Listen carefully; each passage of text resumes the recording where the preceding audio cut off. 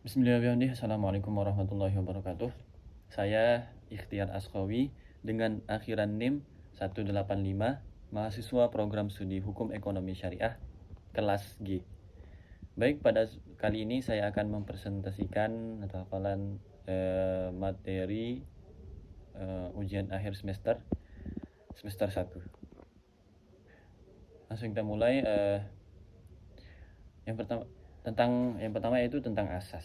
Asas menurut para ahli ialah prinsip-prinsip dasar atau pikiran fundamental yang menjadi landasan sistem hukum, memberikan arah moral dan etis dalam pembentukan dan penerapan sistem hukum. Asas yang pertama adalah asas keadilan. Ialah prinsip fundamental yang mendasari sistem hukum, yaitu menjunjung tinggi keadilan, ketidakberpihakan, dan pemerataan hak dan kewajiban. Yang kedua adalah asas kepastian hukum. Ialah prinsip fundamental dalam hukum yang mewajibkan hukum dibuat secara pasti dan jelas agar subjek hukum mengetahui hak dan kewajibannya. Yang ketiga adalah asas legalitas. Ialah prinsip dasar dalam hukum yang menyatakan bahwa suatu perbuatan dapat dihukumi jika ada perundang-undang yang mengaturnya, yang secara jelas mengaturnya. Kemudian asas yang keempat adalah asas non-rektiratif. Prinsip hukum yang menyatakan bahwa suatu undang-undang tidak boleh diberlakukan surut atau berlaku untuk peristiwa yang terjadi sebelum undang-undang tersebut dibuat atau berlaku. Kemudian asas yang kelima adalah asas proporsionalitas. Ialah asas atau prinsip yang menuntut hukum secara pasti atau adanya keseimbangan antara tindakan dan tujuan yang dicapai, antara hak dan kewajibannya dalam suatu hubungan hukum. Asas yang keenam adalah asas konsensualisme, yaitu prinsip dasar yang menyatakan bahwa suatu perjanjian dianggap sah ketika terjadi kesepakatan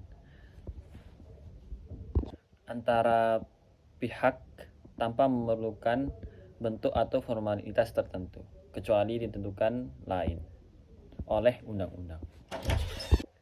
Kemudian asas yang ketujuh adalah asas lex superior derogat legi inferior. Ialah prinsip hukum yang menyatakan bahwa peraturan perundang-undang yang lebih tinggi mengesampingkan peraturan undang-undang yang lebih rendah jika terjadi pertentangan. Kemudian asas yang kedelapan adalah asas lex specialis derogat legi general. Ialah kaidah hukum yang menyatakan bahwa peraturan yang bersifat khusus mengesampingkan peraturan yang bersifat umum atau menggantikan. Kemudian asas ke-9 adalah asas lex posterior derogat legi priori, yaitu prinsip hukum yang berarti peraturan yang baru mengesampingkan peraturan yang lama. Kemudian asas yang ke-10 adalah asas praduga yang tidak bersalah. Ialah prinsip fundamental dalam hukum yang menyatakan bahwa setiap orang yang dituduh melakukan tindak pidana dinyatakan tidak bersalah sampai sampai adanya bukti bahwa dia bersalah. Itu sudah. Kemudian asas yang ke-11 adalah asas in dubio pro reo. Pro reo. Yang berarti dalam keraguan. Berpihak pada terdakwa. Asas ini menegaskan bahwa hakim tidak boleh menjatuhkan pidana jika hakim itu masih dalam keadaan ragu. Kemudian asas ke-12 adalah asas facta sunt servanda, yaitu fundamental dalam hukum perjanjian, yang berarti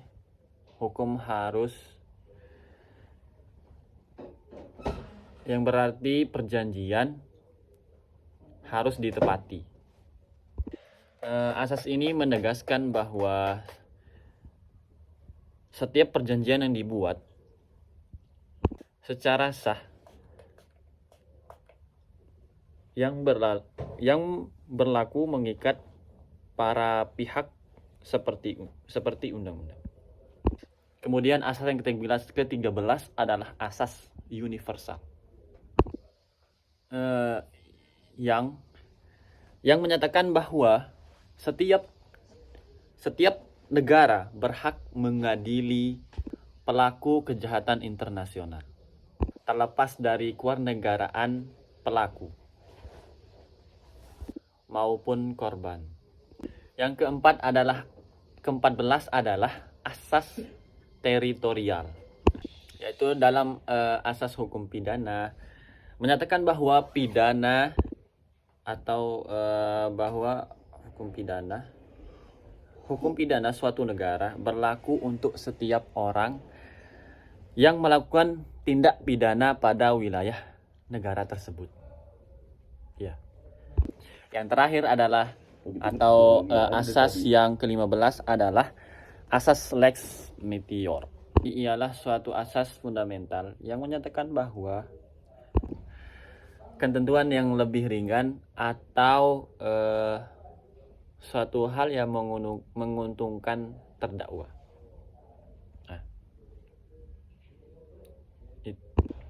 Itulah 15 asas. Mulai dari ada asas umum, ada asas khusus, dan seterusnya. Kemudian lanjut materi kedua, yaitu aliran-aliran hukum. Oke, pengertian aliran hukum adalah teori-teori hukum yang menjelaskan asal-usul dan hakikat hukum dari perspektif pemikiran hukum. Maka adapun aliran hukum yaitu ada 6. Yang pertama, aliran hukum alam, yaitu aliran yang berpandangan bahwa hukum yang berlaku secara universal dan abadi, yang bersumber dari alam, dari semesta dan akal manusia, tetapi bukan semata-mata dari ketetapan manusia. Aliran ini pemikirannya ialah hukum yang tertinggi adalah hukum alam atau hukum kodrat yang bersumber dari Tuhan atau dari akal manusia, sehingga bersifat universal dan abadi. Kemudian aliran kedua adalah aliran positisme hukum, yaitu aliran filsafat hukum yang meyakini bahwa hukum yang sah ialah hukum yang dibuat oleh orang-orang yang berwenang atau otoritas yang sah, seperti DPR, presiden, dan lain sebagainya. Maka adapun pemikiran dari aliran kedua ini, salah satunya ialah memisahkan antara moral dan hukum. Pemikirannya itu memisahkan antara hukum dan moral. hukum dan moral itu tidak bisa disatukan. Adanya pemisah antara hukum dan moral atau keadilan. Hukum tidak harus adil atau baik secara moral. Tetapi untuk mendapatkan tersebut, hukum ialah hukum yang harus sah, yang harus adil, tanpa moral, tanpa mempertimbangkan moral, tanpa menggabungkan moral. Karena antara moral dan hukum itu tidak bisa dicampur, tidak bisa disatukan. Harus dipisah antara hukum dan moral. Adapun aliran yang ketiga yaitu aliran utilitarisme. Yaitu dalam filsafat hukum ialah hukum yang meletakkan atau yang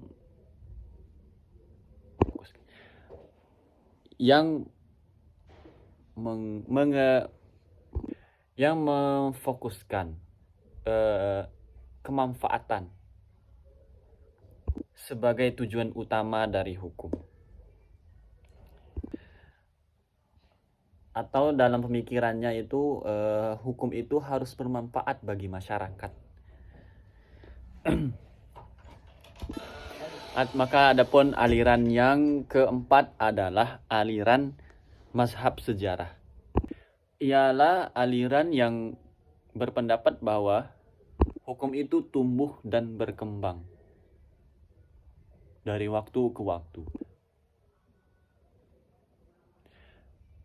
Berkembang di sini itu berkembang dari kesadaran hukum dan jiwa bangsa seiring dengan berkembangnya masyarakat.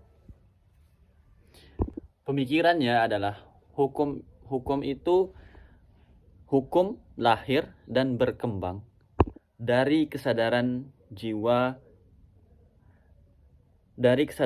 dan jiwa suatu masyarakat bangsa. Bukan karena perintah legislatif atau akal semata. Kemudian asas yang kelima adalah kemudian aliran yang kelima adalah aliran hukum sosiologikal jurisprudensi. Ya, yaitu aliran hukum yang memandang hukum sebagai kenyataan sosial dan menekankan kepentingan kesesuaian hukum dan nilai-nilai atau dengan nilai-nilai yang hidup dalam masyarakat. Hukum ini juga membedakan antara hukum positif dengan hukum dengan hidup yang hidup. Pemikirannya itu adalah hukum adalah suatu fenomena sosial yang harus dipelajari dalam konteks sosialnya, bukan sekedar hanya undang-undang atau teks undang-undang yang terpisah. Kemudian aliran yang keenam adalah aliran critical legal studies. Aliran yang keenam ini adalah aliran critical legal studies, yaitu aliran yang menyatakan bahwa hukum itu netral dan objektif, melainkan menganggap hukum itu sebagai alat yang digunakan untuk mempertahankan kekuasaan atau kedudukan dan keadilan sosial yang tidak merata. Pemikirannya adalah bahwa hukum itu hukum itu pemikirannya itu hukum yang menolak pandangan hukum sebagai suatu yang netral dan objektif, melainkan hukum itu sebagai instrumen yang dipengaruhi oleh kekuasaan politik dan ekonomi. Oke, itulah beberapa aliran-aliran hukum. Selanjutnya materi ketiga adalah metode penemuan hukum. Yang pertama di sini adalah metode interpretasi atau penafsiran. Maka adapun penafsiran itu yang akan sebutkan adalah 6 penafsiran atau interpretasi. Oke, lanjut. Yang pertama adalah penafsiran historis, yaitu penafsiran yang didasarkan pada sejarah atau latar belakang dan proses pembentukan undang-undang tersebut. Menurut para ahli, undang-undang memiliki sejarahnya tersendiri. Hakim dapat mengetahui tujuan undang-undang atau tentang tujuan atau tentang undang-undang tersebut melalui pelajari sejarah undang-undang tersebut atau tentang sejarah undang tersebut. Misalnya ketentuan jumlah denda di dalam kitab undang-undang hukum pidana. Sekarang ditafsirkan dengan uang RI, sebab harga baru lebih mendekat atau relevan pada waktu KUHP itu dibuat. Yang kedua adalah penafsiran nasional, yaitu penafsiran yang melihat sesuai atau tidaknya suatu peraturan hukum dengan sistem yang sudah berlaku atau yang sedang berlaku. Misalnya terkait hak milik,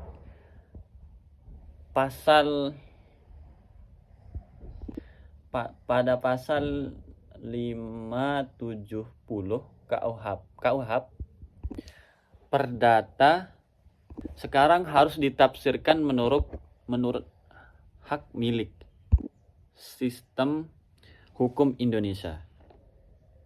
Selanjutnya yaitu penafsiran sistematis. Ialah penafsiran yang melihat susunan yang berhubungan dengan bunyi pasal-pasal lainnya antara satu undang-undang dengan undang-undang yang lainnya. Kemudian penafsiran yang keempat adalah penafsiran teleologis atau sosiologis, yaitu penafsiran dengan mengingat maksud dan tujuan undang-undang dikarenakan kebutuhan manusia yang selalu berubah menurut masa atau waktu. Sedangkan bunyi pasal sama saja. Iya. Sedangkan bunyi pasal atau undang-undang sama saja. Contohnya contoh penafsiran teleologis, yaitu penafsiran undang-undang yang mengacu pada tujuan di balik pembuatannya dan kondisi masyarakat terkini untuk memastikan hukum tetap relevan di masyarakat. Artinya, penafsiran undang-undang itu mengacu pada tujuan di balik pembuatannya dan tapi kita melihat kondisi masyarakat agar hukum itu tetap relevan. Kemudian penafsiran ekstensif, yaitu penafsiran Yaitu penafsiran ekstensif ialah memperluas arti kata-kata dalam peraturan dapat diklasifikasikan menjadi bagian dari aturan hukum tersebut. Metode penafsiran ekstensif adalah metode penafsiran yang memerluaskan makna suatu peraturan hukum di luar makna harfiahnya, gitu, seperti itu. Contohnya itu seperti kata menjual. Kata menjual tidak hanya tersanksi jual beli, akan tetapi juga bisa seperti tukar menukar atau menafsirkan pasal pencurian untuk mencakup pencurian barang yang terlihat, bukan hanya yang terlihat, tetapi juga yang tersembunyi. Lanjut, penafsiran yang keenam adalah penafsiran restriktif, yaitu penafsiran restriktif atau mempersempit makna suatu aturan hukum, peraturan hukum. Sementara penafsiran ekstensif itu memperluas, sedangkan restriktif itu mempersempit, yang dimana makna suatu istilah atau ketentuan hukum dijelaskan secara resmi atau tertulis di dalam peraturan perundang-undangan itu sendiri, peraturan undang-undang itu sendiri.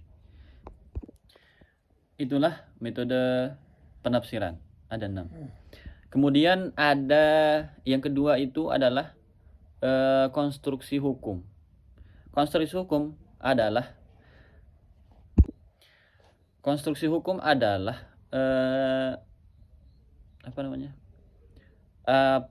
pengisian hukum yang kosong oleh hakim atau pembuatan hukum oleh hakim. Jika suatu undang-undang terhadap suatu peristiwa atau masalah belum diatur dalam undang-undang, ataupun sudah ada penafsiran akan tetapi belum ada, maka konstruksi hukum di sana bertujuan untuk mengisi kekosongan atau mengisi celah di mana undang-undang tertulis tidak memberikan solusi, sehingga hakim tidak terbentur pada ketidakmungkinan untuk memberikan putusan karena tidak ada hukum yang mengaturnya.